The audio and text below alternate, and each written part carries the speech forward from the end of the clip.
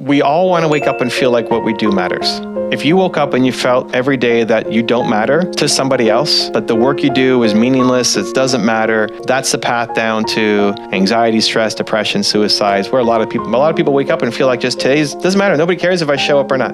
But on the other hand, if you felt like today's going to matter, today it'll mean something. I'm going to make something. I'm going to show up for somebody. It's going to touch maybe not 1 million lives, but like one person's life. If you're going to show up and you're going to take your mom to brunch and it's going to touch her life. And so we all want to feel like the work that we do matters. People will love helping the most are the people who currently are who we used to be. So when I said your purpose comes from your pain, whatever you struggled through that made you feel like the biggest loser of all time is now what you want to help other people through, because there's lots of people right now who feel like that loser. And they'll learn from you in a way that they won't learn from me or Eddie or Oprah or somebody else, because you have a different story.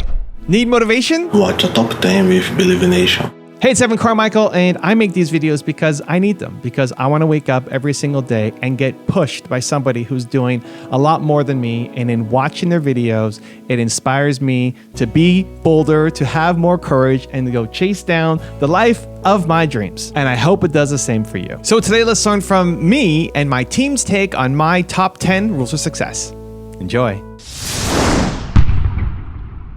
Helping and serving is hardwired into our brains. You know, it's the same. They did functional MRIs on people's brains and found the same part of the brain lights up when you're serving or helping as when you're having food and having sex. So it's like we crave the desire to want to help people.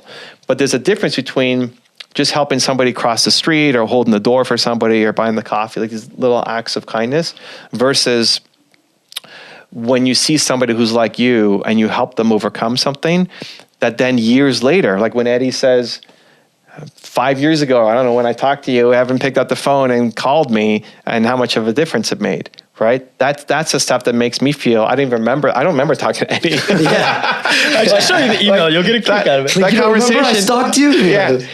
I mean, I remember you outside the bathroom, so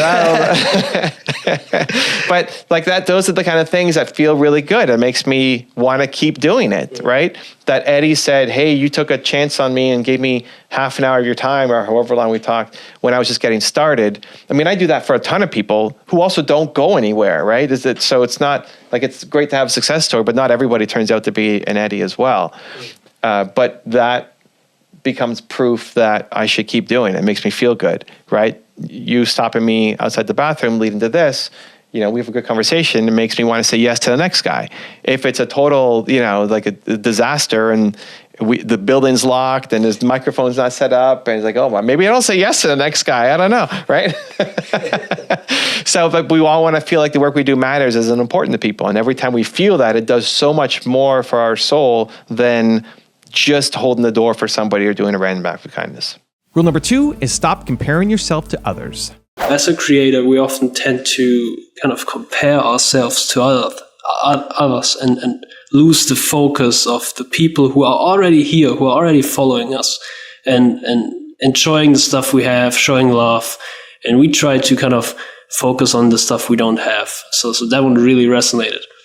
This is one of the things that helped me back the most, because my biggest fear is disappointing people.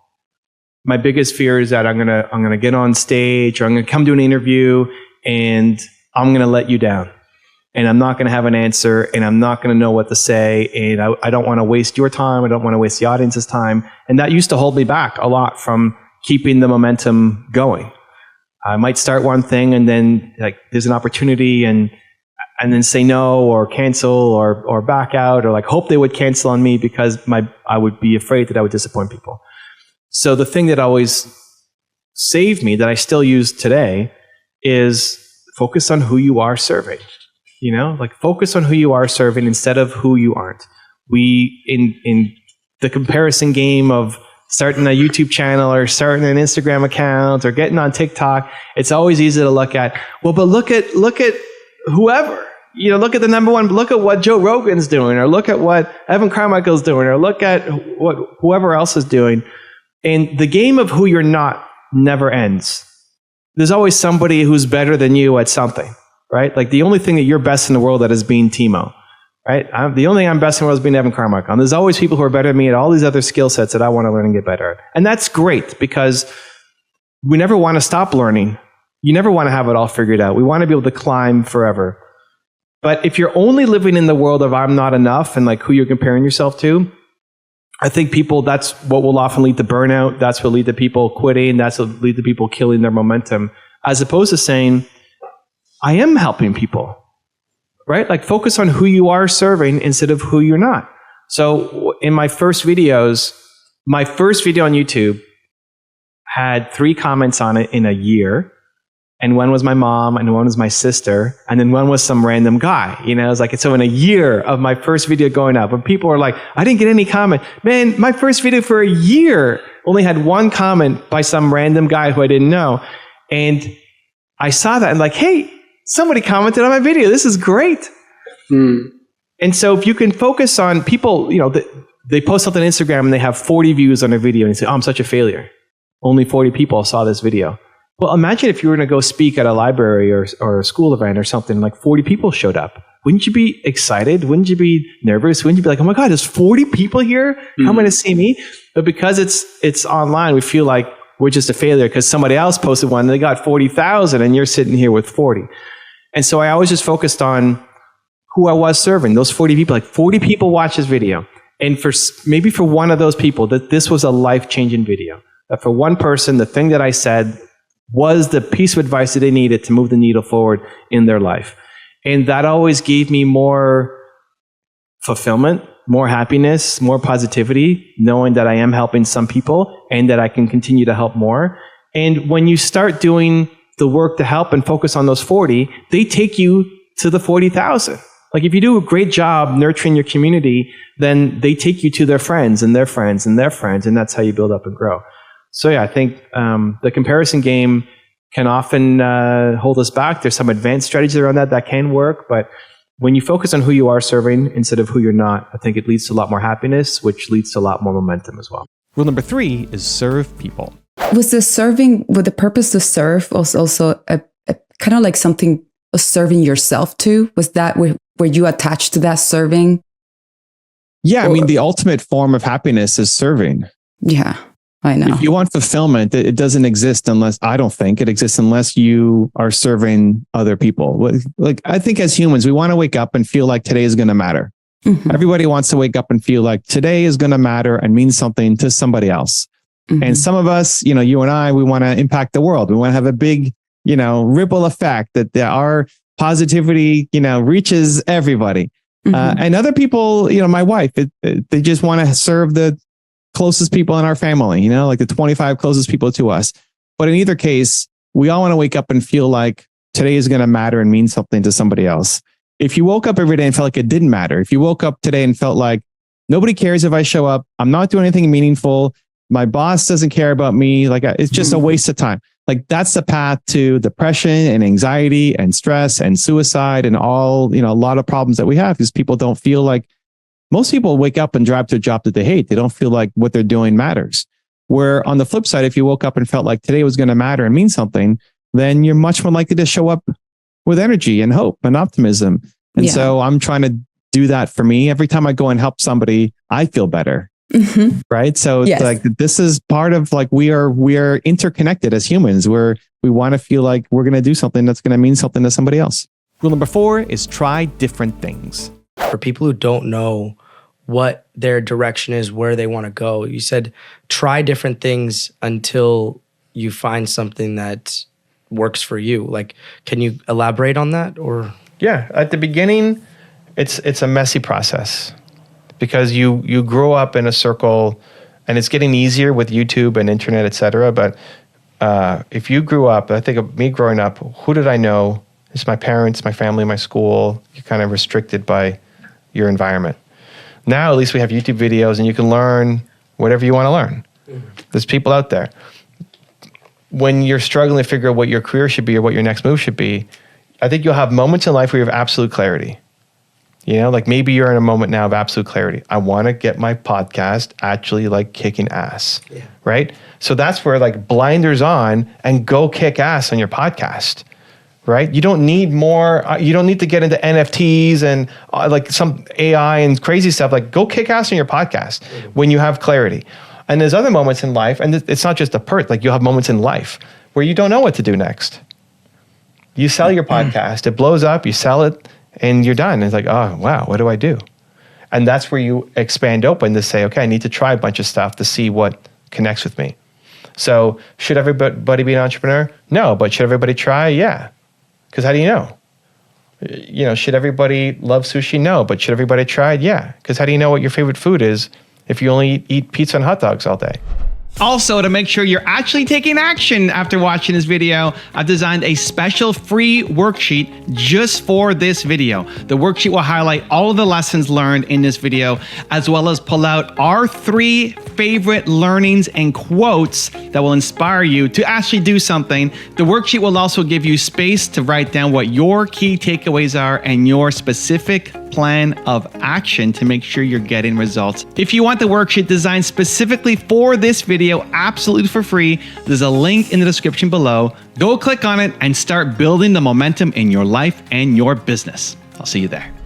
Rule number 5 is be consistent. How you started to create your YouTube channel, because me, myself, along with many other YouTubers out there, are people who want to build their YouTube following.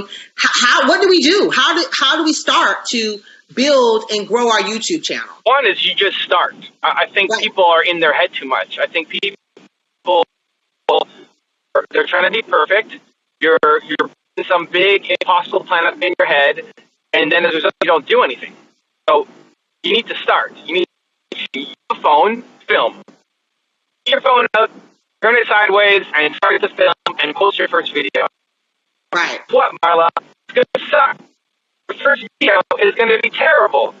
Like anything ever in your life. Like you got up on a bicycle and you fell off. You know, you didn't just get up and ride. So don't expect to get on YouTube and be great on camera. You know, you could have great, like even you've got great speaking skills and you're great with people and you love interviewing and you love talking. It's still a learning process to get great in front of the camera. Some people can shortcut that path, but it's still a path. And so just start. Get out of your way. Stop being perfect. Expect it to suck and just start. 2, I would say you need to be consistent. So it doesn't matter where you start. Where you start is not going to be where you finish, but you have to move, and you got to move consistently. And so there was a great quote. I think it was Will Smith, but he was talking about how I'm not responsible for where I started. You know, I was born where I was born. I can't change that, but I'm responsible for where I finish. I get to control where I go in life, no matter where I started. And so people blame their start, and then they don't move. But it's like it's on you. It doesn't matter where you came from. You can go anywhere. And so consistency. You got to practice. You got to get better. You got to make daily content.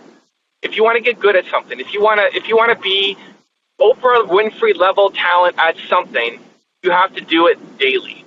You know, if you were making a video a week, you're just never going to get world class at that thing. Just like anything else. If you did anything else once a week, you would never become world class at that thing. You might get decently good. If you want to be a chef and you're only practicing cooking once a week, you're never going to be the Oprah Winfrey of cooking of that, right? You're never going to do it. So you need to practice more. So 1, just start. Start with what you have. Start immediately today. Like Happy New Year. Let's start right now. Today. We're going. We're not waiting. And then every day you need to practice. You need to practice, and you will slowly get better. Rule number 6 is get excited about learning. How do you feel about this kind of like world that is speeding so quickly with information? How do you find that focus to be like, okay, I have my faith, but it's overwhelming? Like how do you find that kind of place? So is there a routine? The first step for me is flipping it to get excited. So when something new comes out, it's like, okay, I'm excited to go learn that thing. AI comes out. Cool. Let's go learn about AI. It's like expecting to suck at it. I don't know anything about AI. I don't know how to program AI. I didn't know how to do anything inside of AI. And okay, let's go learn.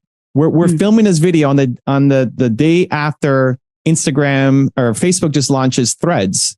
Right. So Threads just come out. It's a Twitter competition. And most people are like, oh my gosh, Threads, another social media thing. Why do we need another place to go and doom scroll on? And great. Like let me learn about Threads. This is exciting. I just try to teach myself that when there's something new, let's go learn it. It's exciting because the rate of change is not going to go slower. Right. I agree. So this becomes your key adaptation technique is that anytime something new comes out, get excited, go learn about it. This is how you can start to win. And for anybody who is earlier on in their journey, whenever something new comes out, that actually becomes your secret hack to go off and win. So if you're trying to get started and you're on Twitter, it might be hard for you to win right now because people have already been, it doesn't mean that you can't. So you start creating, great, but go to Threads. It's brand new.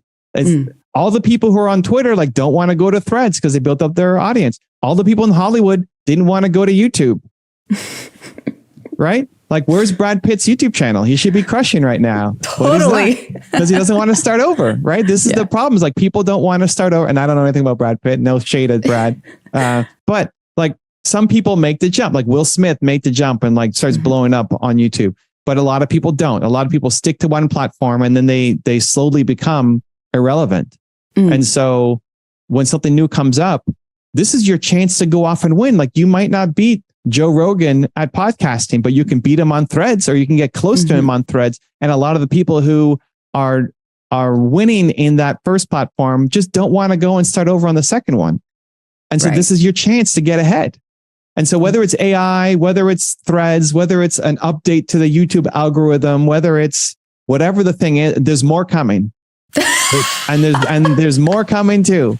So training yourself to be the person who gets excited for new changes, because that's your chance to go and win, have a bigger impact, make more money, like whatever actually drives you, spread more faith, right?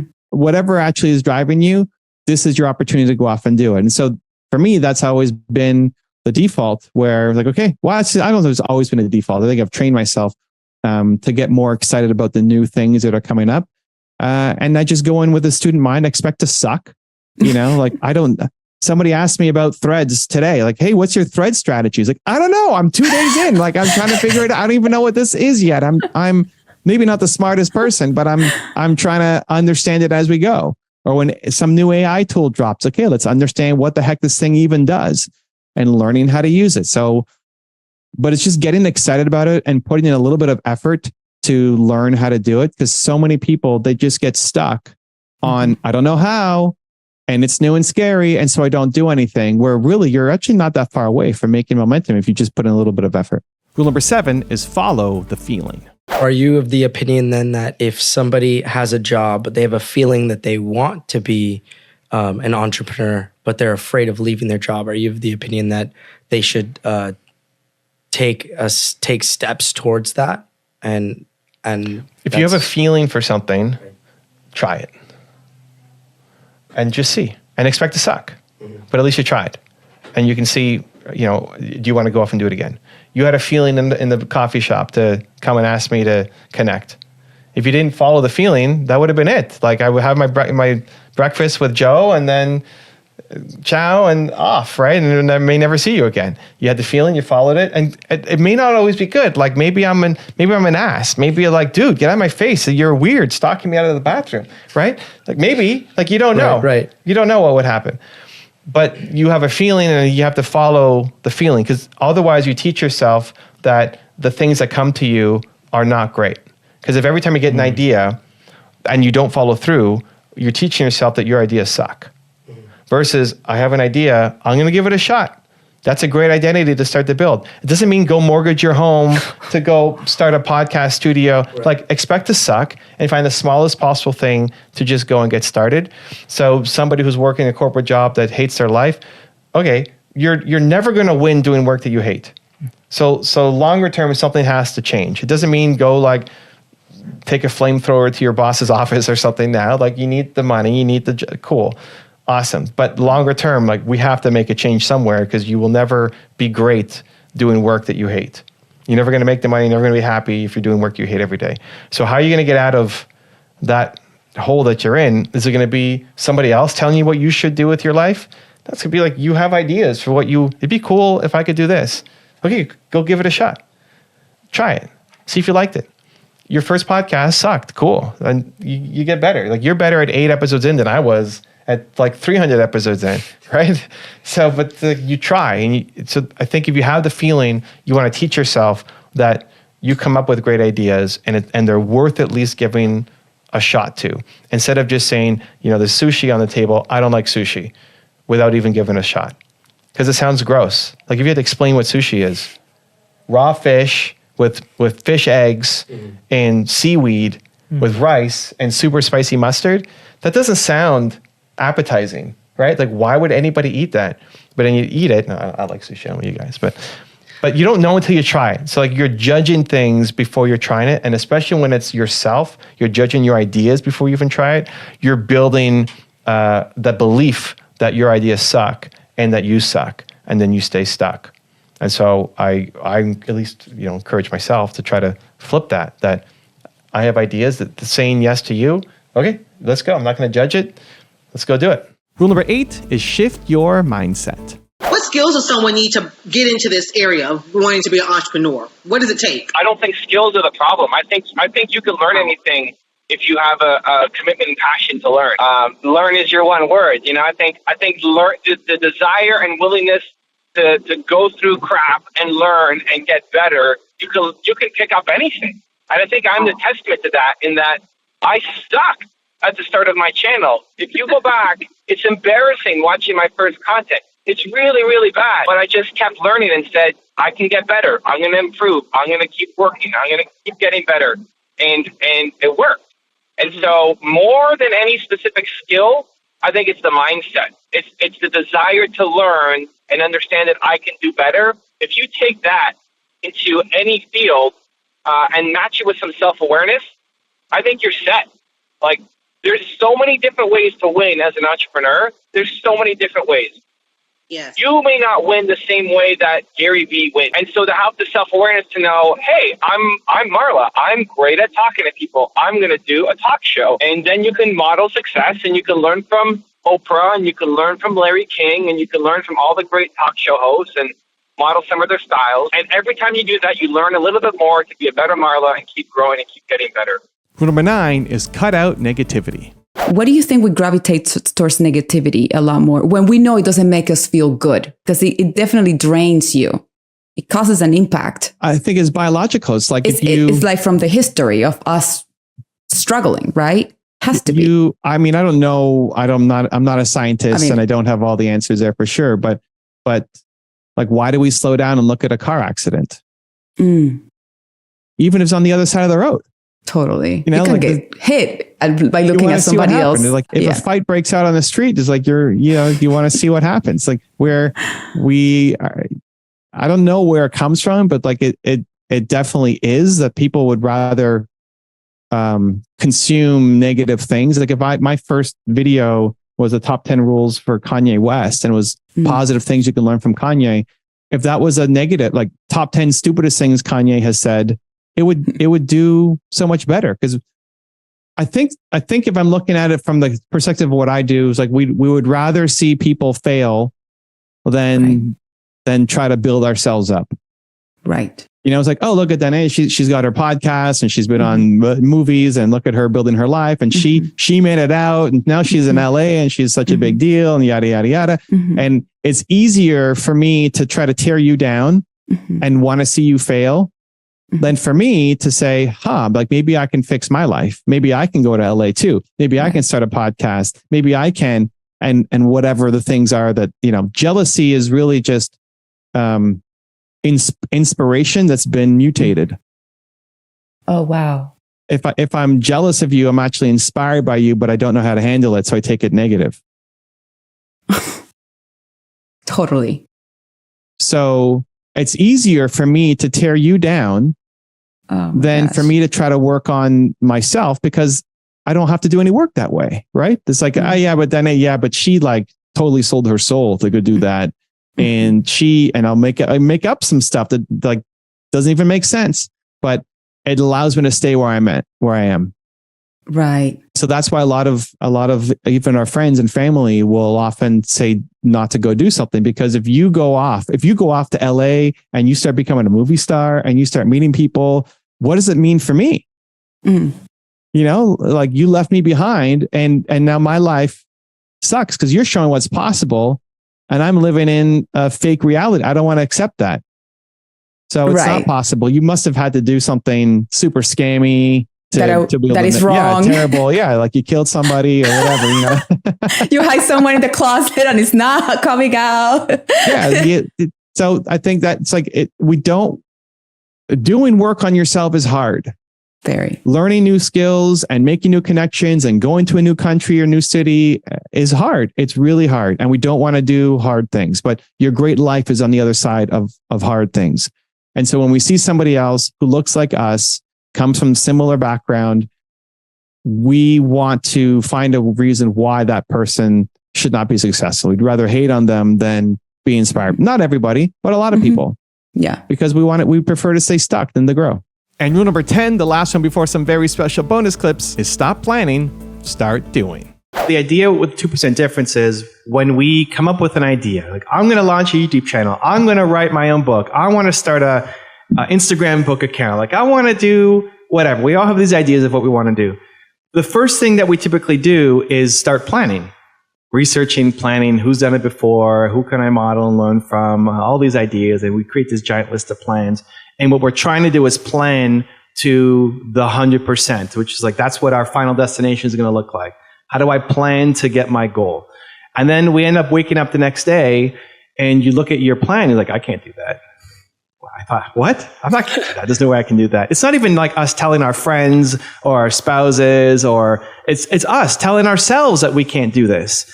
And so the problem is we used our energy, our mojo, our best, like high vibes on planning instead of on doing.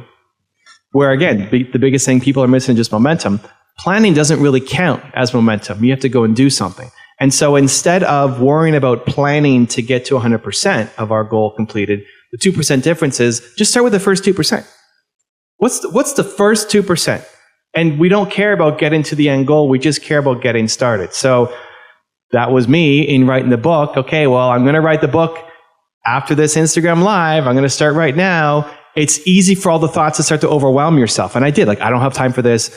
This is not on my plan. I'm busy. I feel like I'm going to be a bad father, a bad husband, a bad manager, a bad CEO. Like, I don't have time for this, right? And I share all those thoughts in the book too. So you can kind of peek behind the window. It wasn't like I really was desperately wanting to do this going in. And then I just started writing. So like, if anybody out here, you want to write your first book, cool. The 2% difference is write the first page.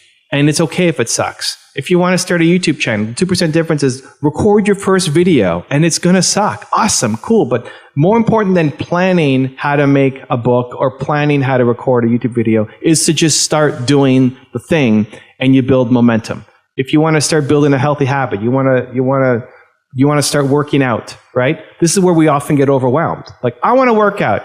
I want to look good next year. I want to feel comfortable naked, or whatever we want to be able to do. Cool. So it starts off with this very simple concept.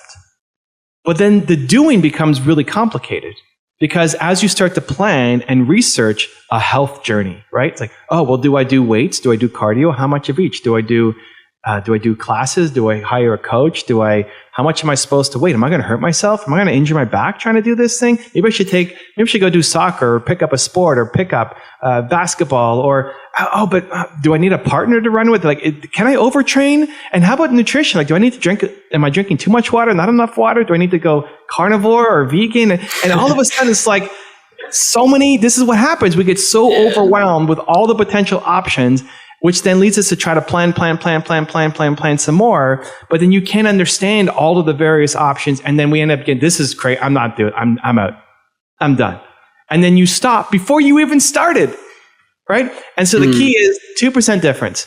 If you want to start a health journey, get down on the floor and do 5 push-ups or 10 or 2, right? Is it going to make you extra strong? No, but it's the first step. And most people wait a decade to take the first step. And so that's what the 2% difference is all about.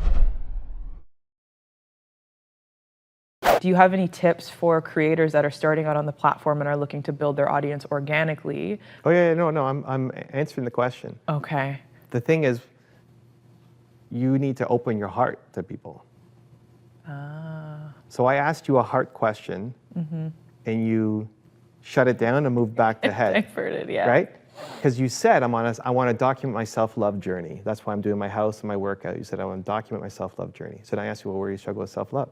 That's a heart-opening opportunity. And then you went to, well, I've fixed a lot, and I'm much more, and I don't really struggle with that anymore. Okay, cool. And maybe you don't. Awesome. But where do you struggle? Because if you're telling the stories about 17-hour days and photo shoots, and it's like the glam life, cool, but it's not really relatable. So what are you struggling with? So what's the negative voice in your mind? Because you're part fierce, badass, gonna show up and crush and want to change the world, right? That's in you.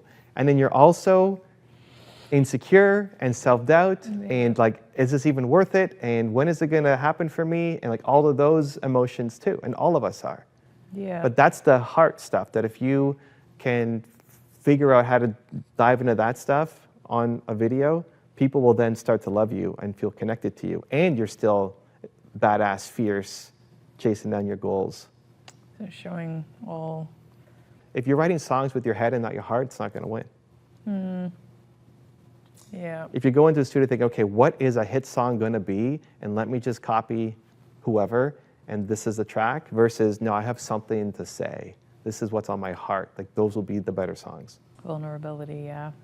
And so if you're already doing that in your art, now it's bringing that to just a new form of art. Okay. And what you want is people to actually join you. The language you use is great. I'm on a journey of self-love. And if you want to swap that out for something else, cool. But you take people on the journey, then they want to join with you on the journey. But you have to let them in, not just kind of watching from the outside. I'm going to teach you the entrepreneur success formula. This is the formula. It's very simple. It's easy to apply, that when you actually execute it, it will change the course of your life and your business. The entrepreneur success formula. Are you ready? You need to, if you want to have success as an entrepreneur, combine what you love doing with what brings value to other people. People mess this up. What you love doing with what brings value to other people. In that intersection is your next great, genius, amazing business idea. Here's what most people do. Most people just pick one. Most people either pick what they love doing, but they can't figure out how to bring value to other people, so you've got a hobby. If you love doing something, it just fills you up, it's amazing, but it never brings value to other people, then you never get paid. You've got a really fulfilling hobby. And that could be great. And your hobby can be something you do in the evenings and weekends, and it fills up your soul, but you'll never turn that into a business if you don't figure out how to bring value to other people. So you're stuck always having to have a job or go work for somebody else while you're doing your hobby on the weekends, evenings, on the side, etc. So those are the people who just chase what they love doing, right? They chase your passion. Amazing. There's other people, a lot of entrepreneurs, who just go after the money. Just try to bring value. Just go after opportunity, right? That's the only focus. Like, I'll do whatever it takes. I need to be a millionaire by the time I'm X years old. I'll do whatever it takes, but you won't. You will not do whatever it takes. Because as soon as it gets hard, you're going to lose.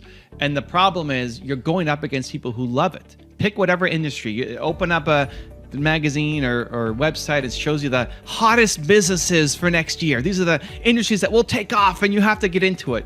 It's like, oh, wow, that's hot. I'm going to go off and do those things. If you don't absolutely love it, right? This part here, if you don't actually love it, what you love doing, what it brings value to other people, if you don't absolutely love it, you're going to lose because you're going up against people who do love it.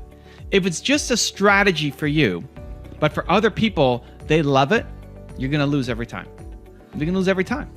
Because while you're counting the hours and while you're trying to figure out, oh my gosh, when is this going to pay off? You're going up against people who aren't even tracking it, who get lost in it, who 12 hours later, they're still doing the thing because they love it so much and they can't believe that, like, where is the time gone?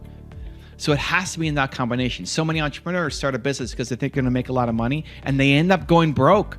And it wasn't because the idea was bad. The idea could have been fantastic. The problem was you didn't love it enough. You didn't care about it enough. It was just a strategy. It was just an opportunity for you instead of being actually something that you love. So the entrepreneur success formula: you start with doing what you love, and then you figure out how to bring value to other people doing it.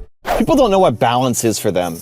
I meet so many entrepreneurs who want to be like Kevin O'Leary or Mark Cuban or Elon Musk and build these giant businesses, but they're not willing to do the sacrifices that go along with it. If you look at their personal lives, you probably don't want to be like them. I look at Steve Jobs, who's on my wall at home, and I want to be a visionary like him, but I don't want to be a father like him, right? I don't want to put in that amount of work and then not be present for my family. The key is figuring out what balance looks like for you, what a successful life looks like for you, and that may mean that you don't go and build a billion-dollar company.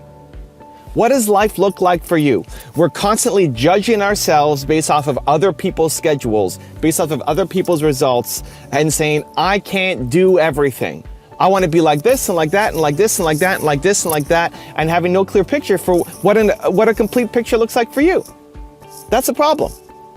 You can't look like The Rock and build a billion-dollar business and be the greatest father in the world. And, right, like, you have to pick. You have to understand what balance looks like for you and not judge yourself against other people's version of balance, period. What I like doing, personally, is what I call trying on hats. So I will look at what other people are doing and use it as a source of inspiration as opposed to judgment against myself for how poor I'm doing, right? What most people will do is you'll look at somebody like Kevin O'Leary and say, man, look at what he's doing. I suck. I can't do that. I'm not working hard enough. I look at that as inspiration, as a hat to try on to say, maybe I can do this. And then I try it. But my goal isn't to be the next Kevin O'Leary. My goal is to be the best Evan Carmichael, right? My goal isn't to be the next Rock or Steve Jobs or anybody else. It's to be the best Evan Carmichael. And you get that by trying on other people's hats. It's not going to quite fit. Their schedule won't quite fit. Working out for 4 hours a day like The Rock does, that may not fit. And it doesn't. Like, you look at me, that's why I don't look like The Rock, because I'm not working out 4 hours a day. You have to try on their hat, see how it fits, see how you like it, make the tweaks and adjustment to get the perfect thing for you. And then when you found your version of balance, you're less likely to be pulled in a million different directions for what other people expect of you and for what other people out there are doing, and you feel crappy about yourself because you're not doing enough. So here's a quick example. Right now I'm filming this at the beginning of January, and my son has an extra week of Christmas break. Everybody else is back to work, and I am doing a hybrid right now. So most kids get 2 weeks off, he's got 3 weeks off. I am spending half my day with him, having fun, doing father-son things, and half my day working. So the morning, I'm here right now filming videos for you. Nina is in Costco. Can we see the Costco sign? There, see? Nina's in Costco. There's Costco. I'm filming. I'm starting in the morning making YouTube videos for you guys. And in the afternoon, I'm going to be with my son. I want to do that. I'm okay with that. I'm missing opportunities right now. I could be making content all day long. Those videos, maybe the video that I would have made this afternoon is one that gets 10 million views and blows up my channel, right? Like, maybe that happens. I'm okay with that.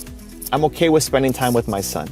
I want to do that. I'm not following through with people that I should. I can leave that until next week. I'm not making content on my Instagram like I normally would because I want to spend time with my son. And that's my version of balance. And I'm okay with that. And you can judge me and say, that's a wrong decision. Or you can judge me and say, that's a great decision. Either way, I don't care, because I'm living my version of balance. I'm proud of myself for my actions. And that's all that matters. Are you proud of yourself for how you are living your life? Period. When you go home, when you look at yourself in the mirror, are you proud of today? Are you proud of what you did? Are you proud of how you spent your time? Your version of balance may not be perfect, not yet. And listen, mine isn't either. I'm constantly tweaking, constantly hacking, constantly learning, constantly adjusting. Because even if you found your perfect version of balance, it's going to adjust, right? It's going to adjust. Next year won't be the same. 5 years definitely won't be the same. And so it's finding those little micro tweaks and adjustments. But the most important thing is understanding, what are your goals? What are your ambitions? Not just business. Entrepreneurs, we tend to focus just on our business. Here's my goals for this year. Here's my goals for where I want to be in the next 5 years, right? You set your goals. But you don't have the same structure for your family. You don't have the same structure for your for your life. Look at your schedule. Look in your schedule. How many of the things in your schedule are business things? Have you scheduled your family time? Do you treat that as important as you would a business meeting? So I schedule in my time with my wife. I protect it. If something is going to go against it, for example, Saturdays I spend with Nina. I haven't done every single Saturday. Some opportunities have come up. But if I'm going to move something on a Saturday, I have to talk to Nina about it. And it's got to be an important opportunity. Otherwise, left to my own devices, I would just work all the time, right? I love it. I love my work. I'm obsessed with my work. I love making videos for you guys. I love responding to the comments. Like I love what I do. If Nina's out on a Friday night with her friends, 85% chance I'm just going to be working. Because it's not work, because it's love, it's enjoyment, it's fulfillment, it's service, it's all the great stuff for me. But then when I step above it, that's my addiction, right? Like entrepreneurship, helping you guys is my addiction. When I step above it, doing that 24/7 actually doesn't lead to me having the life that I want. Because I want to be a good father, and I want to be a good husband, and I want to take care of myself physically. So those other things you have to schedule into your calendar. Don't just schedule in the business things, you schedule in your life. So that when you step above, this is a great exercise for the next week, create your life schedule for the next week. That when you step above and you say, okay, yes, I'm gonna wake up and I'm gonna work out, or I'm gonna watch those videos, or I'm gonna spend this time with my wife or husband or boyfriend, girlfriend, or children or parents, right? Whatever you need for your life. If you need to call your mom every day, schedule that in. If you need to hang out with your family every weekend, schedule that in, right? Whatever's super important to you. If you have to watch the game every Sunday, schedule that in, put it on your calendar. That leads to a happy life for you. What is your version of balance? That's all that matters. Your version of balance to create the best you, that when you step above, when you look at your calendar and say, if I did these things, I would be a happy, successful, fulfilled person, period. And when you've done that, when you've created that, then have the courage to step into it and live it, regardless of what the people around you are judging you for, because you're always going to get judgment. Some people say you're doing way too much, and some people say you're not doing enough. You're building your business. Some people will say you're working way too hard, and other people will say you're barely starting. Keep going. Like, you call this work, right? Somebody's always going to have an opinion on what you should be doing with your life. And until you determine, you figure out, you understand what balance looks like for you to create a happy, successful, fulfilled life on your own terms, write it down. And then create your calendar, and then stick to your calendar. And if other people are judging you for it, you thank them for their opinion, but you let it bounce off you because you're happy and they're not. Your next big step forward in life will come from a big shift in perspective on one of your beliefs. Your habits, your routines, the results that you're getting all come from what you believe to be true about your life and the world. And for you to get different results than you're getting right now in your life, you're going to have to change your perspective on one or more of your beliefs. So this topic makes me think about my favorite comment of all time. If you think about my YouTube channel, I've had it for 11 years and I don't know how many thousands of comments. My favorite comment of all time was, we profiled a Black entrepreneur, and one of the guys in the comments said, growing up, my parents taught me that Black people were the N-word. And you just changed my perspective today. I was willing to learn from a Black man. And it blew my mind, because when I first set out to make my channel, it wasn't really about race or willingness to learn from other people. It was more, hey, these people have accomplished success. You should go and learn from them. I wasn't set out to try to solve sexism or racism or anything so big like that. But what had happened was, I had enough credibility with this person, and I didn't know them from anything. They just watched enough of my videos, that then when I made this video on a Black man, he decided, you know what, I'm going to give it a few minutes. And that experience changed his perspective, that then will hopefully go off and change his life. Imagine having that belief that then changes, what kind of ripple effect that has on the rest of your life. And that's what happens when you get exposed to new opportunities and new people and new perspectives. You were raised with a perspective. Your parents, your family, community, a super isolated perspective that you feel is right. And many of those things may still be right for who you want to become. But if you want to have greater success, greater levels of confidence, greater levels of happiness and purpose and fulfillment than the people around you, you're going to have to believe something that's different than what they believe. You're going to have to surround yourself with other people who've actually gone off and done that thing, because the people around you aren't giving you the thing that you need. And so that's one of my main goals with this channel. I know people come in to learn from people who are like them. You learn from people who look like you, who might be the same sex or same gender, in the same industry, or use the same language as you. But what I'm really hoping to do as well is, in that process, you came for this one person, you came for this one thought or one idea, and I want to expose you to a whole bunch of different perspectives, all still within the lens of belief, right? Everything on my channels, all of the channels are always positive. It's always belief. It's always optimistic. It's always uplifting. But I want to try to hit you with different perspectives and angles, because Eric Thomas and Jocko Willink are going to yell at you through something, and Oprah Winfrey and Wayne Dyer are going to hug you through something. And sometimes maybe you need to yell, and sometimes you need to hug. But I want to give you different perspectives to help you become the best version of you. Okay, so how do we make the perspective shifts that we need to make in our life to get to the spot that we want to be? I've got a 3-step process. Let's go. Step number 1 is learn to learn from people that you hate. This is one of the most important things that I can articulate, that I can push you towards. Find somebody who's had success, ideally in some kind of related field, but still has some success that you hate for some reason, and force yourself to learn from them. Force yourself to find one thing about them that you can learn to make you better at what to do. So even looking at my wall here, right? I like to tell the story. I've got Steve Jobs here, and I got my dad here. I want to be a visionary like Steve Jobs and a father like my father.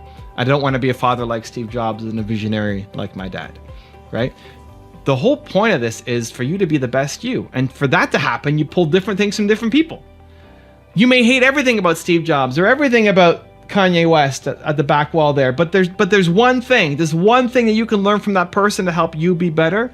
That's often a thing that unlocks a huge chunk of learning. People typically lock themselves in a box. You've trapped yourself in a box of learning, of saying, I'm only going to learn from these kinds of people. And so you get the same kind of messages over and over and over again. But really, if you want to unlock your learning, finding people who you disagree with, who you may hate a lot about them, but examining how they've had success. A good starting point is the top 10s on my other channel, right? It's always positive. It's something that I've learned from. If I can learn from them, you could probably learn from them as well. There's one little nugget out of those 10 rules maybe that can apply to your life. And when I was learning from Kanye West was somebody who used to bother me a lot. I saw somebody who's got a giant ego, somebody who I didn't want to be like. But I realized, you know what? I can learn from this guy. I can learn from this guy. I can learn to think bigger like Kanye. I can learn to be a better friend. If you know the story of him and John Legend, I can learn to be a better friend like Kanye. You can't really see that picture there, but he's on a radio interview and he's saying in that clip, the time is now to be the greatest you. I don't want to sit inside a corporation for the next 30 years. Like, this is the time. The time is now. Let's go. I believe that.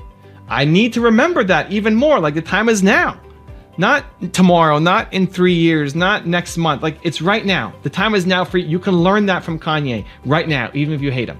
So step number 1 is find somebody who you hate. Go to my top 10 channel or my main channel and go back in the archives and find somebody who you see their picture and it drives you nuts already. Great. Force yourself to go learn one thing from that person. That's the starting point for shifting your perspective. Step number 2 is say, it's the best. It's the best. This is one of the most valuable perspective shifts that I think any human can make, is when you're faced with something that's negative, something that most people will complain of, and the old you used to complain about, you shift it and say, this is the best.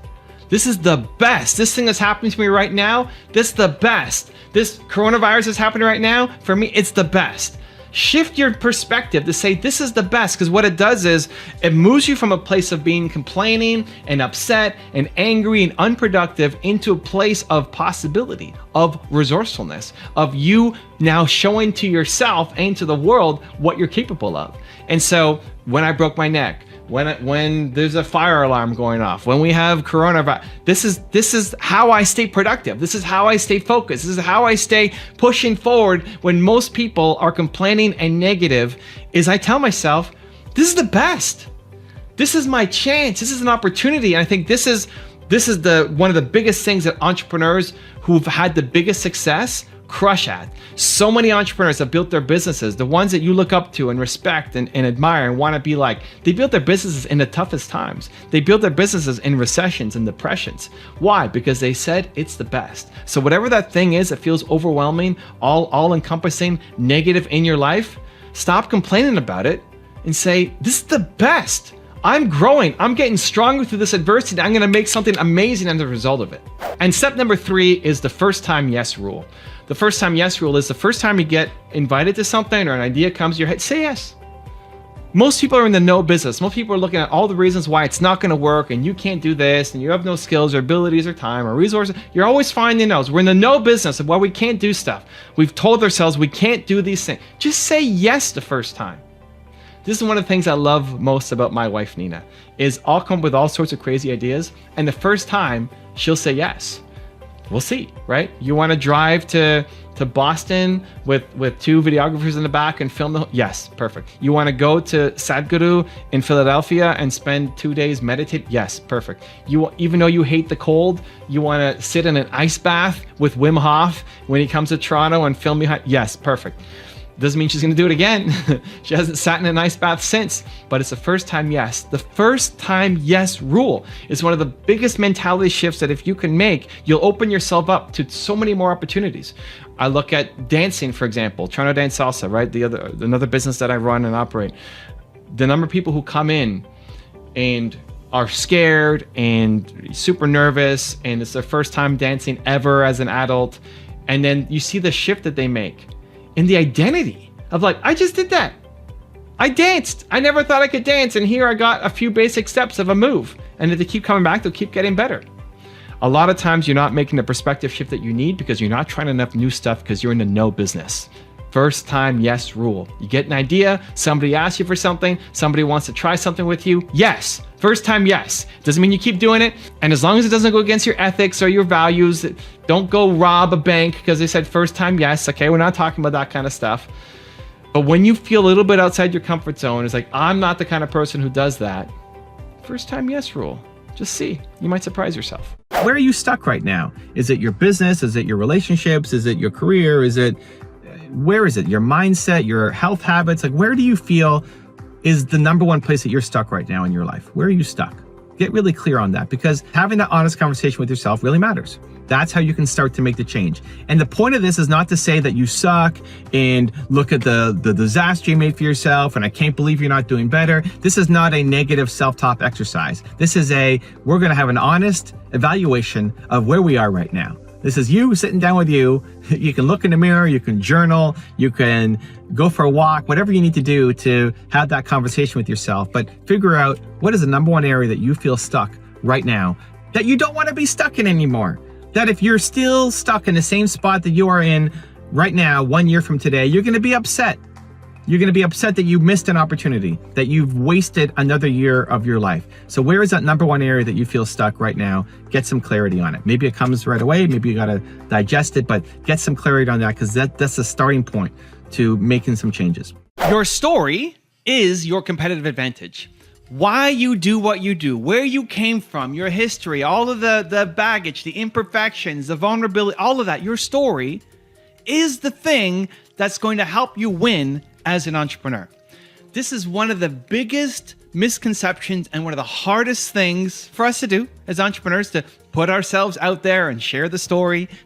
We want to be perfect. We see these big brands. We see people popping off on Instagram and their perfect life and their perfect planes and their perfect marketing.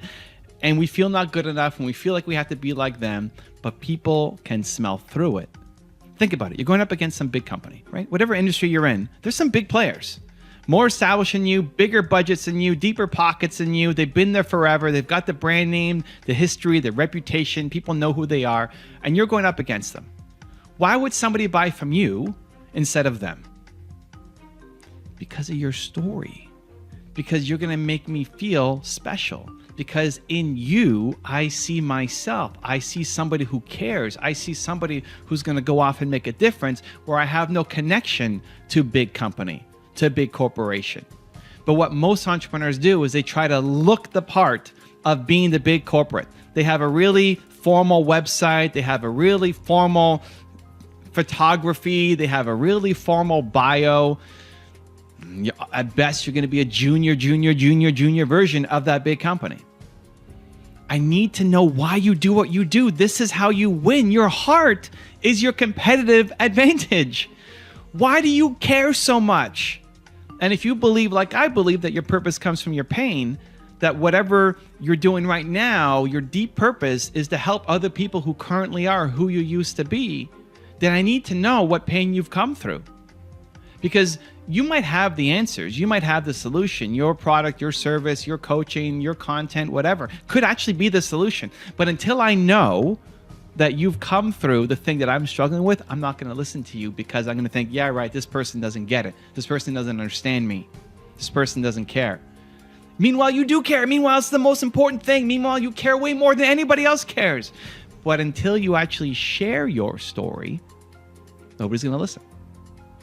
This is one of the hardest things for me to overcome when I started my business, because I always felt, well, nobody cares about my story. Like, who cares? It's not about me. I have no need to be in front of a camera. I'm introverted and shy by nature. I know you may not believe that in watching these videos, but I am.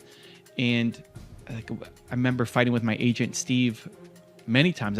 Steve, nobody cares about what I've done and my story, and I don't like the spotlight on me, so why does it matter? And after years of fighting, and hopefully what took me forever to figure out, if you guys get this in this video, you'll be way further ahead than I was when I was getting started. People learn through your story. And if you've got a message, you telling your story actually perpetuates the message. So you telling your story is not about you and your ego and how you look and how people see you and prizes and awards and anything. It's about making an impact. Because when I know that you've been through what I'm going through, or I know how much you care about something, I'm much more likely to want to hire you. So let me give you a couple examples. I remember I was doing a radio show, and when I first got started in coaching, it was through a live radio show that I was doing once a week. I remember one person calling in, and he had a landscaping business.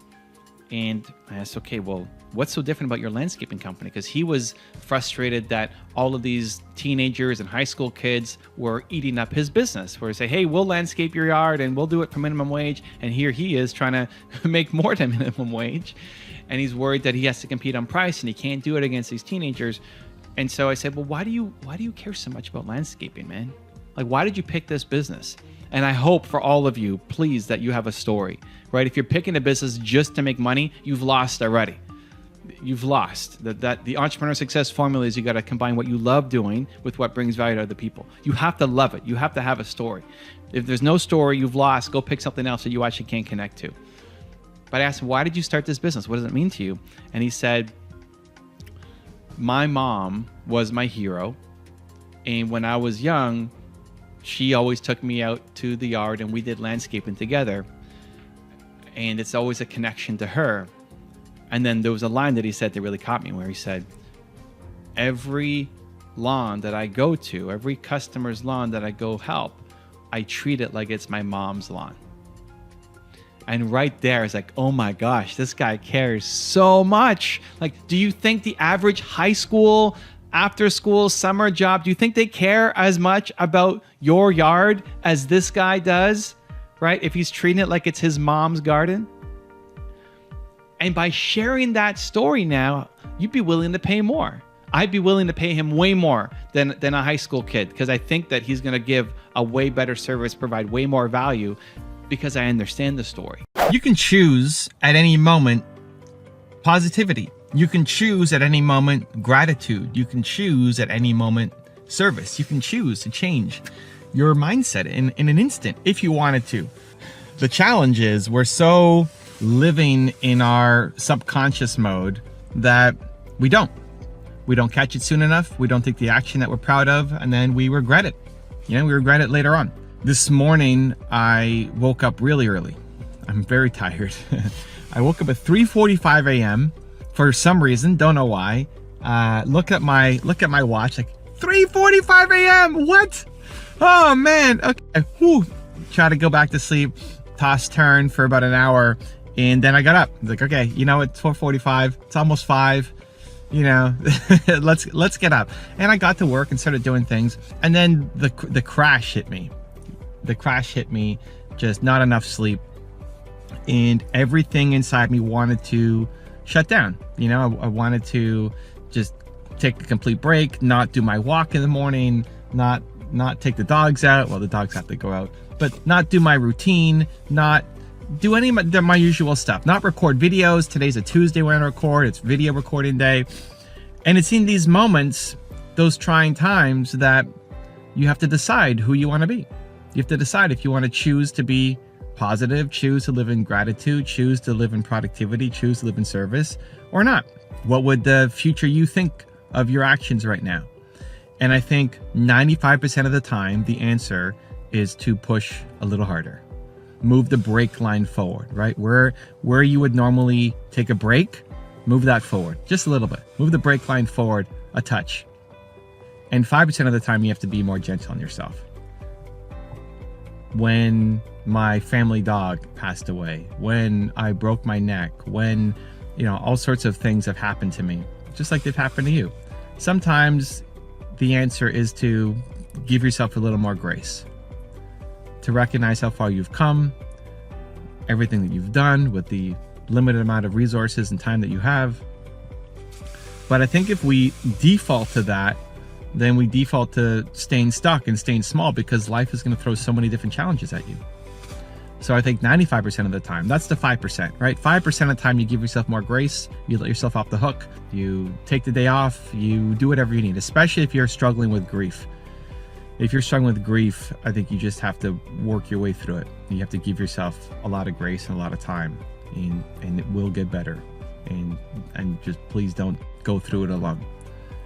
But almost everything else, usually the answer is to keep going, because it'll make you more proud, because you're teaching yourself that you stand up to obstacles and you overcome. Reminding yourself every day of how amazing you are, I think, is one of the greatest gifts you can give yourself. And it's not about ego, it's about confidence. Confidence comes from a place of strength. Ego comes from a place of weakness and insecurity. So it's time to step into your confidence and remind yourself of how amazing you really are. This video is gonna help. So I used to have a lot of problems with ego versus confidence. I used to feel like, who am I? Why do people need to hear my story? I was profiling all these different successful entrepreneurs, and people kept asking, well, where are you? How come we can't see what you're about? Where did you come from? And I always felt like my story doesn't matter. I'm profiling David Goggins and Steve Jobs and all these people. Why do you care about? I mean, sure, I sold my first business, had an exit, but it's nothing compared to what all these other people have done. And I always shrouded it, covered it under ego. Like, well, that's such an egotistical thing to do. But really, I was just playing small. I was cheating people the opportunity to learn, to get better, to grow from my story. That my story has value. It's the belief that my story had value that took some time to really work up. Even making videos on my channel, the #1 most requested person for top 10 was me. And I resisted for maybe 2 years of even making an Evan Carmichael top 10, because I just felt not good enough. I felt like that's such an ego play and not coming from a place of confidence. And yes, my message has impact, has meaning, can help the world. And the first Evan Carmichael top 10 came out from my team. So on my birthday, I think it was my birthday or Christmas, my team put together with the support of my hardcore fans, my first top 10. No, not yet, Evan. Videos? You gonna watch it? I'm a little scared.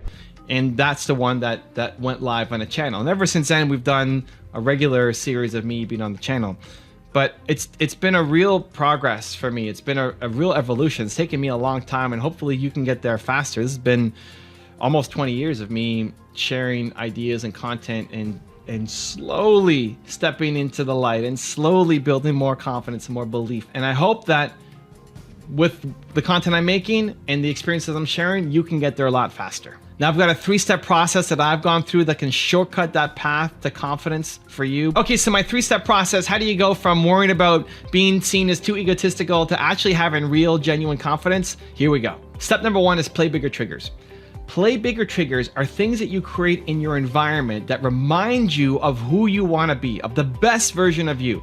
And so I've changed my camera angle around for this week of filming. Hope you guys like it. You can see my environment. You can see more of it now. And so I've got play bigger triggers. I walk in and I see Steve Jobs, AP Giannini, my favorite entrepreneur of all time, my parents, Howard Schultz, Kanye West. Even Kanye West is somebody who I hated at the beginning because he seemed way too egotistical for me, but he says some things that make sense, that make me better. He's got a picture of himself when you walk into his house. He's got this giant picture of himself, which feels very egotistical, but how he explains it is like, if you're not your own biggest fan first, nobody else is going to be your fan, right? So I love it. I've got Kanye on the wall. I have my YouTube plaques there. I've got a mannequin wearing the Believe hoodie because I feel like a superhero putting this on, right? The clothes you wear are play bigger triggers. The books here, you know, the YouTube awards, the Doritos bag, even this, right? Like I wore this for 60 days when I broke my neck and I was gonna throw it away. And my friend Mark Drager, fan of the channel, said keep it. Like, why would I keep it? It's this nasty duct tape, you know, neck guard. I don't know what it was. Anyway, to keep my neck in place. So it's a reminder. And when I look at it now, when I walk into the office, I feel awesome. Like I did that. I did 60 days in this. When I took it off for 10 minutes every day and I continued on my tour, I didn't go home and I kept making videos with a concussion, a broken neck, and Four was at the front of every seminar that I was putting on. It sometimes feels hard to remember that I did that. Just now being back home and making my content and back on schedule, it's hard to remember that I'm this guy. I did this. And so what are the play bigger triggers for you? From the clothes you wear, from the what's on your desktop background and your cell phone background and the pictures on the wall and the things that you see every day, because you might have one day being inspired and motivated. Maybe after watching this video, you're ready to go. Awesome. But what do you have on a daily? And the beautiful thing about creating an environment like this and having play bigger triggers around you is you only set it up once. You set it up once, and every day I'm working here, my computer's right here. Every day I got Steve Jobs staring me down and, you know, AP Giannini and my parents. And this reminds me every day of the best of who I am. And so same thing for you. What's one immediate change that you can make to your environment that's a play bigger trigger to remind you of the best of who you are? Because the goal doesn't be the next Steve Jobs or the next Kanye West or the next David Goggins. It's to take those pieces to remind you to be the best of you. Step number 2 is act on your uncomfortable ideas. We get great ideas as entrepreneurs. We get great ideas, and especially in moments of boldness and confidence and courage, you get great ideas. It could be when you're in the shower on an airplane or traveling, you get great ideas for what you want to do. And then tomorrow you tell yourself, oh, I can't do that. That's crazy. That's too hard. That's scary. That's uncomfortable. Teach yourself to act on your crazy ideas is how you start to build confidence. Because if you come up against a crazy idea and then you allow yourself to say, well, that's too scary. That's too hard. That's too difficult. I can't do that. What you've taught yourself is you don't have courage. You've taught yourself to come up with ideas, but then not trust in yourself. And so when you come up with the next idea, you're telling yourself, I don't trust myself. When you set a goal for yourself to hit some big goal, you don't believe yourself anymore because all you've done is taught yourself that you set goals, you have ideas, and you never follow through. You've built this identity of I'm somebody who doesn't follow through. That's what you need to start to destroy. That's what you need to destroy and squash out of your life, that identity of I don't follow through. Your ideas are genius. Your ideas are amazing. This is why play bigger triggers will help. You get an idea in your awesome environment, act on it, do something, lean into the uncomfortable, lean into the things that cause a little bit of your heart to beat and cause some anxiety. That's how you start to make the shift. And step number 3 is then celebrate your effort. Celebrate your effort, not the results. Celebrate the effort that you tried, that you worked your hardest, that you did the uncomfortable thing, whether it worked out or not, that you came up with an idea to email somebody who could be a potential dream client for you. Maybe they didn't write back. Maybe they did write back and they told you suck and I hate you, I never want to work with you. It's the willingness to go and do the uncomfortable thing. The fact that you did it, that you tried. Because that's the only thing that's separating you from the David Goggins, from the person that you want to be. If you look at David Goggins' story and being 300 pounds and overweight and couldn't do anything, it's the will to get up and do it every day. And on a day-by-day basis, there's not a lot of growth. If you've never done something, and now it's your first day doing it. If you never made a video before and it's your first day doing it, guess what? The video's gonna suck. You're supposed to suck at the start. That's okay, that's normal. But people judge themselves for sucking at the beginning. People judge themselves for not getting the result right at the beginning. That's the mistake. You celebrate the effort. David Goggins with 300 pounds overweight and now is one of the best ultra marathon runners in the world. How does that happen? Well, it didn't happen on his first run. And if he did his first run and then said, well, I suck, I'm not gonna keep going, then guess what? He never becomes that ultra marathon runner. Same thing for you. Same thing for me. Go back and look at my YouTube channel. I'm 6,000 videos in. Is that 6,000? Some crazy number of videos in on my channel. Go back and watch the first ones. I sucked compared to where I'm at now. And even right now, I suck compared to where I'm gonna be in 10 years if I keep doing this. Right? It's been 11 years on the channel. If I do it for another 11 years, I'm gonna be even better in 11 years than where I am right now. That's called progress. That's normal.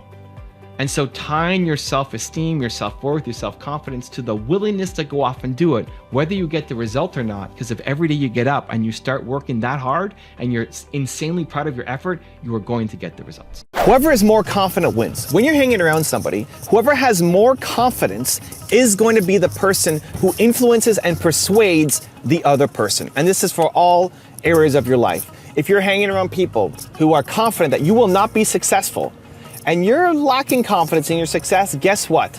Their confidence in how unsuccessful you're gonna be will breed into you and you'll feel like you can't do it. On the flip side, if you're hanging around people who believe in you, who make you feel amazing, guess what? Their confidence in you, their belief in you will help you believe more in yourself.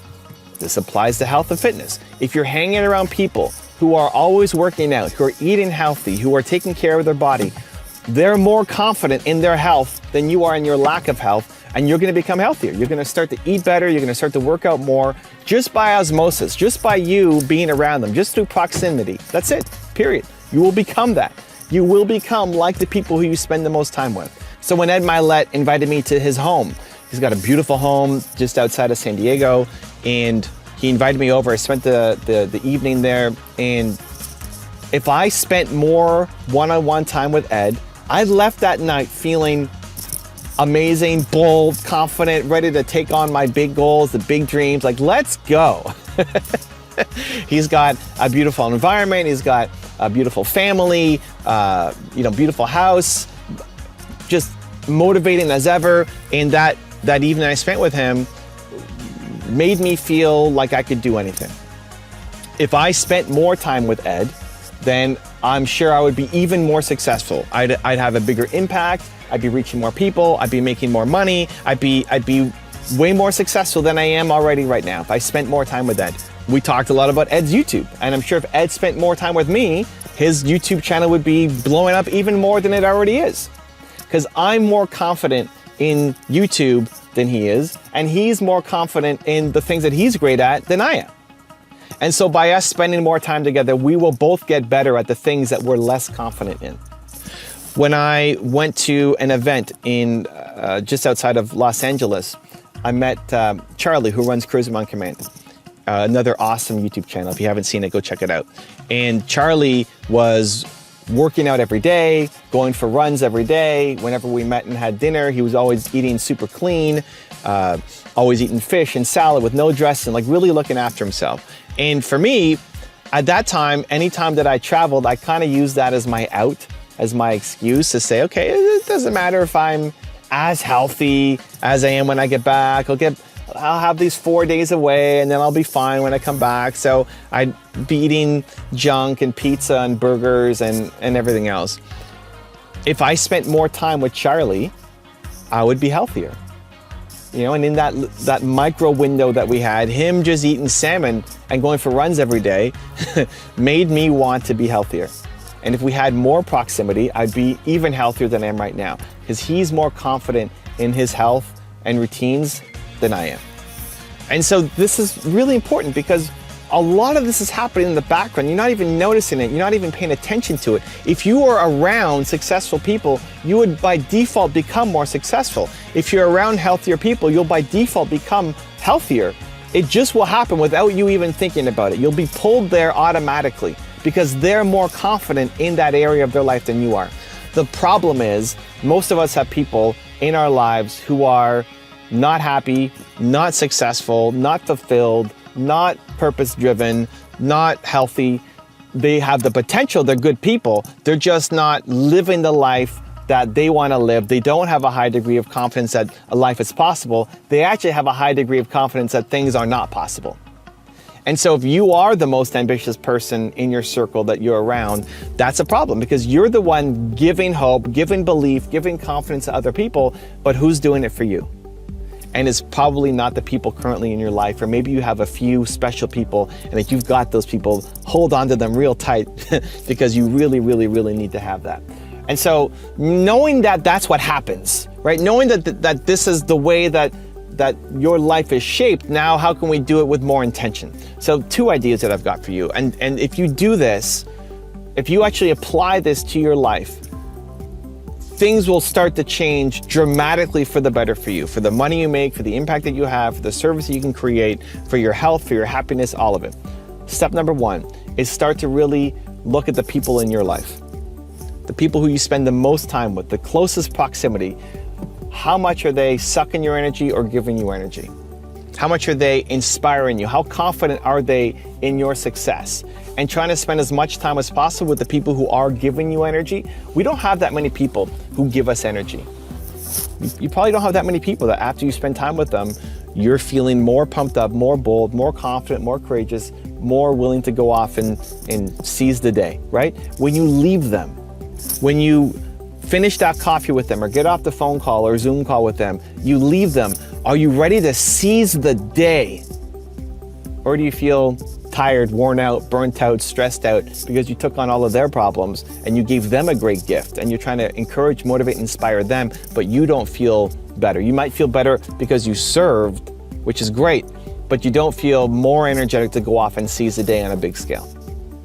When you find those people, you have to spend more time with them. You have to find a way to spend more time. You have to. You have to be the one to reach out, to put something on the calendar, to schedule it in so that you're spending more time with the people who make you feel better about yourself. And that may not be, Ed Milet level, right? I only went to Ed's house once. I haven't been back to San Diego since, and when I do go back, hopefully he invites me over again. So I'm not calling Ed every week, but trying to find ways to spend more time with the people who lift you up, even if it's somebody who is an acquaintance, somebody who you don't know super well, but every time you're around them, you feel better. Like, try to put a regular coffee schedule in your calendar with them. Even if it feels super awkward, even if you have to say, hey, this might sound super weird, but every time we get together, every time I'm around you, I leave feeling better about myself. I leave feeling ready to go and seize the day, and I have more confidence and boldness, and there's just something about you that makes that come out in me, and I'm super grateful. I'm wondering if you just want to if you're down for a coffee once a month. And we could talk about our business, we could talk about books we're reading or videos we're watching, and just share. That may seem like it's coming out of left field, but what do you think? And then see what they say. Put that on your list to spend more time with those people. Second thing is what I call aspirational mentors. So I believe that you can learn a lot from people even if you never meet them. That you can have proximity by spending time with them through their videos, through their books, through their podcasts. I've learned a lot through my own videos, through watching Ed Milet top 10 videos. I learn a lot. I can still have Ed in my environment, even if I had never known him, even if I had never met him. You can still learn a lot from Ed by watching his YouTube channel, by reading his book, by listening to his podcast. You can learn a lot from him. You're still around him. Is it as good as being in his house in San Diego, getting the one-on-one coaching? No. But is it better than just turning on Netflix and being entertained? Absolutely. If you watched an Ed Milet video every day, you are slowly going to start to think more like Ed Milet. You are slowly going to start to see the world like Ed Milet. And apply that for anybody. Tony Robbins, somebody in health and fitness, nutrition and diet, like whatever it is that you want to get great at, put it as a part of your calendar. Schedule that time in. I like videos the best. I'm a visual learner. So for me, it would be watching the videos of somebody. It's why I have so many channels, because I want to consume the content and then share it with you, but it helps me. These are the aspirational mentors in my life. I can learn a lot from a Steve Jobs, even though I will never meet him, because of the video content that he has produced and interviews that he's been on. You can choose to inject that into your life. So step one are real life people who you can meet and have coffee with and learn from and connect with. But step two are aspirational mentors who you may meet at some point, but may never meet, but you can still learn a lot from them. You can still be inspired by them. And if, again, this happens not in these one-off big moments, it's daily. It's daily. You need to create in your calendar a daily time to be around the people who inspire you the most. I would look at everybody who has inspired you at some point. Make a list of all of the books you've read or videos that you watch. For me, it's videos that I've watched.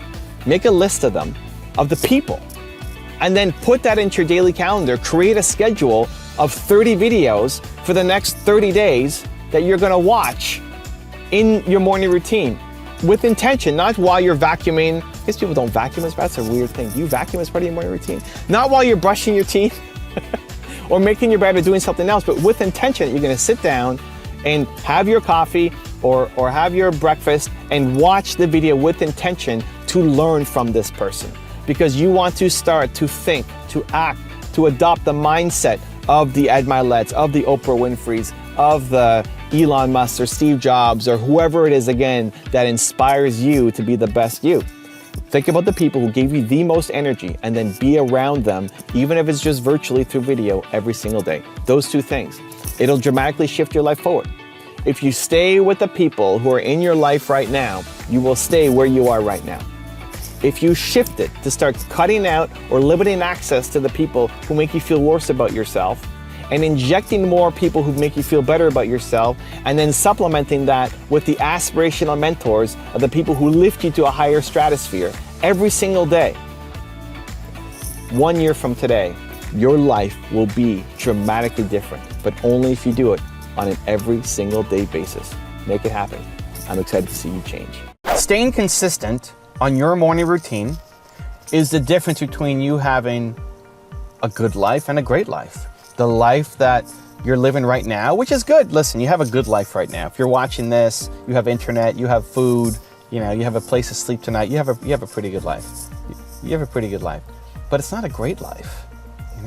You know you're capable of more. You know you want to do more. You know that where you are right now is not where you want to be. That imagine a year, 2 years, 5 years. Imagine if you were still in the same spot in 5 years. Imagine your life, your health, your relationships, your finances, the impact you're having, your routine, your daily, like what you're doing on a regular, and nothing has changed in 5 years. It'd still be a good life, but it's not a great life, right? It's not a great life. This is the struggle, that you know you're capable of so much more. If you didn't know you're capable of more, ignorance is bliss. You just keep living your life. But when you know you're capable of more, this is the curse of the achievers. Like, you know you're capable of so much more. No matter how much people look at you and say, hey, wow, you're doing so well, you're doing so much.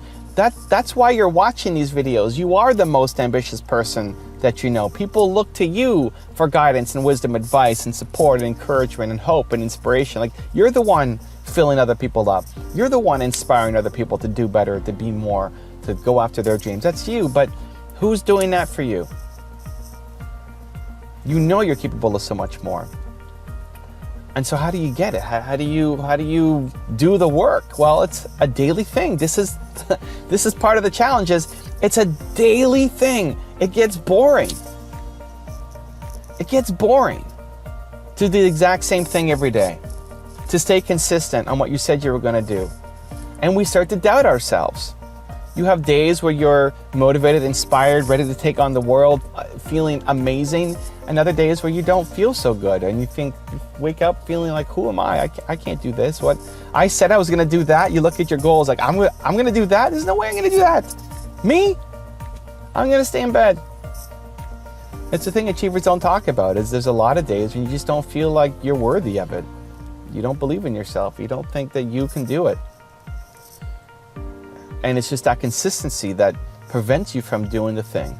Because you have the days when you're on fire, and then entire days, maybe weeks sometimes, where you're just not doing anything. And so how do you keep that momentum? How do you keep that consistency? It starts with a morning routine. And the goal of a morning routine is to help you feel motivated, bold, courageous, ready to take on the day. That's what the goal of a morning routine is. Everybody's got a morning routine. If you're watching this, you got a morning routine. Everybody doesn't have a morning routine. Most people actually wake up like an accident, right? Most people wake up and they fall into their day and they look at their phone and it's other people's emergencies and other people's demands for your time. That's most people's day. But for you, if you're watching this, you're an achiever and you have some kind of morning routine. But most people's morning routine are also broken because you're not doing it consistently enough or you're not doing it with enough intent. So if you ask, what's the goal of a morning routine? The goal of a morning routine is to get you bold and prepped and ready for the day. Let me ask you this. If you were to, for the next year of your life, right, 365 days, the next year of your life, you're gonna wake up and do something that would make you feel bold, powerful, courageous, motivated. Not asking you to wake up feeling bold, powerful, courageous, motivated, but to wake up tired, however you wake up. I woke up tired today. You wake up and then you do something that will help you feel bold, powerful, motivated, courageous, and ready to take on the day. If you woke up and did that for the next 365, how much does your life change? How much does the next year change? How much does the impact that you're making, does the actual momentum that you're taking towards your goals, how much does that change if in the next year you actually did that? It should be tremendously, it should be dramatically, because no matter how much you do in your morning routine, one, you're probably not super consistent on it, and two, you're not getting the feeling even if you are. That's what needs to change. You are always in control of how you feel. You're always in control. You may not be in control of the world and the results that are happening and how people are acting around you, but you are always in control. You can be. You can choose to be in control of how you feel. There's the great quote that there's nothing either good nor bad, but thinking makes it so. When something happens, you have a choice, right? Your subconscious mind can take over, and I'm going to give you a super important hack in this video on how to do it. But you have a choice. You can at any time choose to see that thing that happened as a negative or positive. The problem is we let our subconscious mind take over. We let our stories and our patterns take over, and we let that take us into the negative. And when you're in the negative, you're not productive, you're not happy, you're not fulfilled, you're not in action mode, you're not building momentum, and you don't hit your goals. How do you override the subconscious mind? How do you get into that positive place when you are in a negative place? This is really important, because when you're watching maybe a video like this, or when you're inspired, you don't need it as much, right? When you're inspired and you're ready to go, you're on fire, you're taking action, nothing can stop you. You've had these moments where you felt super fulfilled, whether it was meeting somebody or watching a video or listening to a podcast or reading a book. You had these moments that you felt amazing, and then what did you do? You went to work, and when something bad happened, you just overcame and kept going. But it's when you're in the depths, when you're not feeling great, when something really bad happens to you, what do? Here's the hack that I use, that if you can apply this consistently, it will change your life. It will change your life.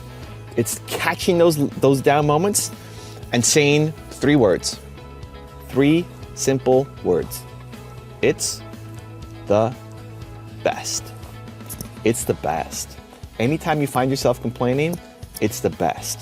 Anytime you find yourself in a negative situation, it's the best. Anytime you find yourself stressed, overwhelmed, out of control, it's the best. It's the best. It's the best. Tell yourself it's the best. And we're trying to rewire our subconscious mind.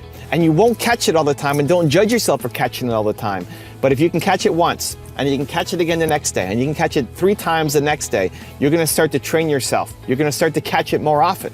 You're gonna start catching it instead of 1% of the time, 4% of the time, to 20% of the time, to 50% of the time. You'll catch it more because you're building the muscle of catching it. It's the best. Why? Why is it the best? Well, again, there's nothing either good nor bad, but thinking makes it so. You can choose to see the best in any situation. I've used this for small things and big things. So even today. So today, in the morning, I decided to do a whole bunch of squats. My legs were burning me. Right after that, I take the dogs out for their morning walk.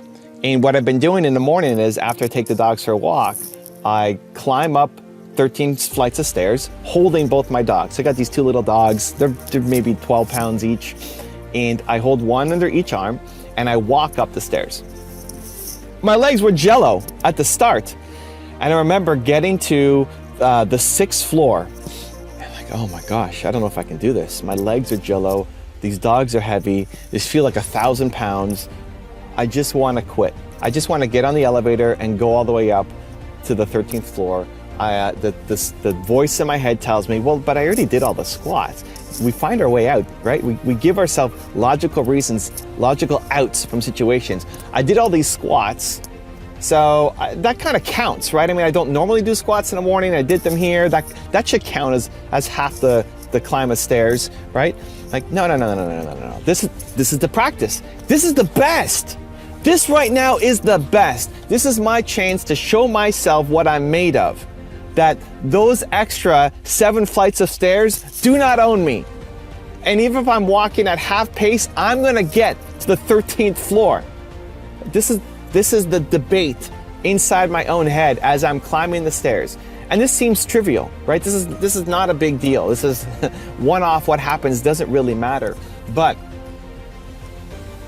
in those moments, when you want to quit, when you want to give yourself the out, when you want to play small, when you're giving yourself that excuse for not doing it, how you react becomes super important. This is another small little battle that I won by going all the way up to the 13th floor and then hitting 13 and opening the door. That feeling of pride, of belief in myself, because I overcame the difficult thing. You want to build self-confidence? You have to do difficult things. Every time you go up against something that is difficult, that is hard, that is scary, and you're battling yourself, and then you get through it and you do it, whether you get a great result or not. That wasn't my best climb up, but that I continued and that I finished it, that I got there. That makes you feel great about yourself. That's how you build the self-confidence, self-love, self-respect, by doing the difficult things, by having that inner debate with yourself, and then choosing the path of growth, choosing that path of growth instead of choosing the smaller path and letting yourself off the hook. Because other people might look at you and say, what a great job you're doing, how hard you're pushing yourself, and maybe you're pushing yourself too hard, but they just have lower standards than you. This is the battle with yourself, to be proud of yourself. It's the best. So this is my fastest hack, my fastest way to get into growth Evan. Proud Evan. Believe Evan. That when I find myself complaining about something negative in my life, I say, this is the best. This is the best. This is my chance to show myself and the world who Evan Carmichael is. And what does that do? Well, one, it's a little mental trick, because even just doing that, even if you just say that, you can practice it right now. Say out loud, this is the best. Think about some negative situation. This is the best. This is my chance to show myself and the world what I'm made of. Tell yourself that. Instantly you're gonna find, maybe you're not all the way amped up, ready to go, but you're feeling a little bit better than you were before.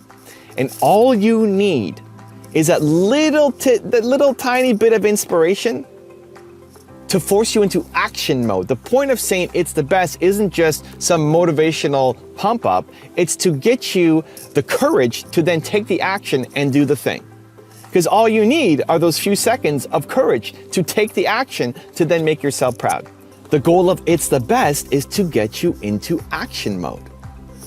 Now, what about bigger things? What about bigger problems? Well, listen, when I broke my neck last year on my tour, right? If you guys don't know the story, I broke my neck in 2 spots and had a concussion and compressed my spine and had all these issues. What did I do? I told myself, this is the best. It's the same strategy, guys. It's the best. This is my chance to show myself and the world what I'm made of. And when everybody told me to go home on my tour and to lie in bed and relax, I finished my tour. I only missed 1 spot on my tour because I was in a hospital in Colorado.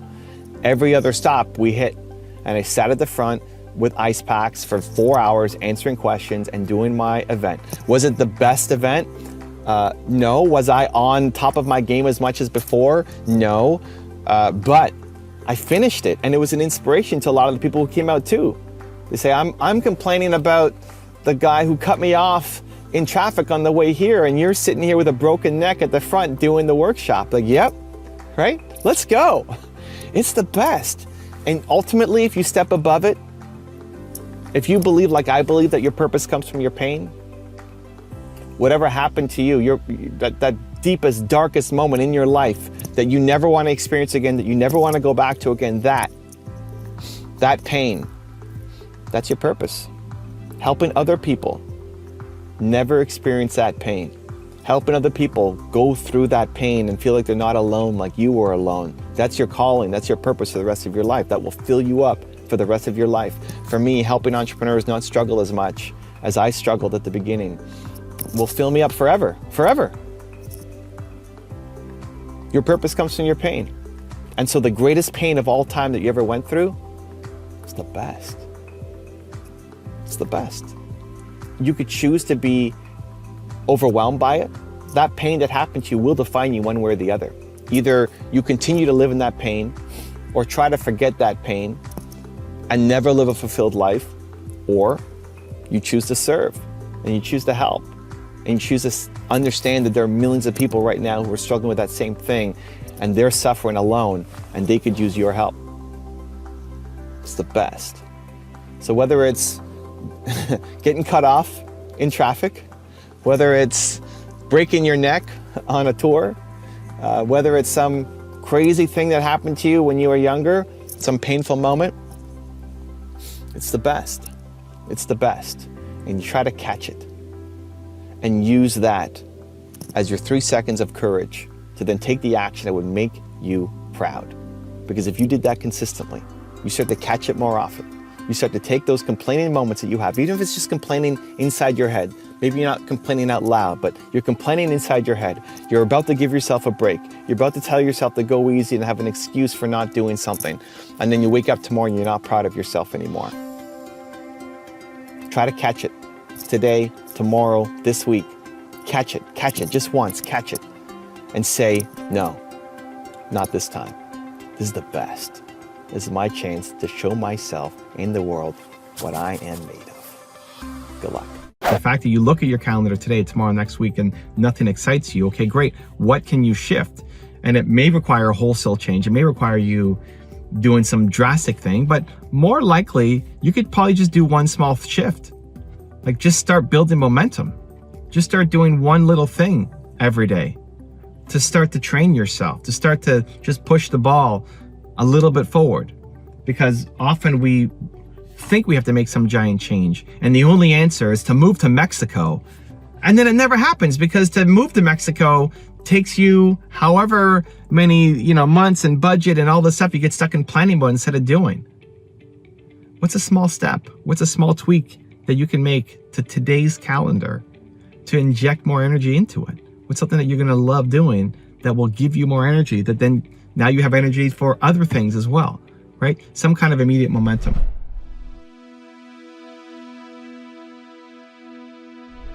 Because you made it this far in a video, I want to celebrate you. Most people start and don't finish. Most people never actually follow through. Most people say they want something, but they don't ever do the work to actually get it. But you're different.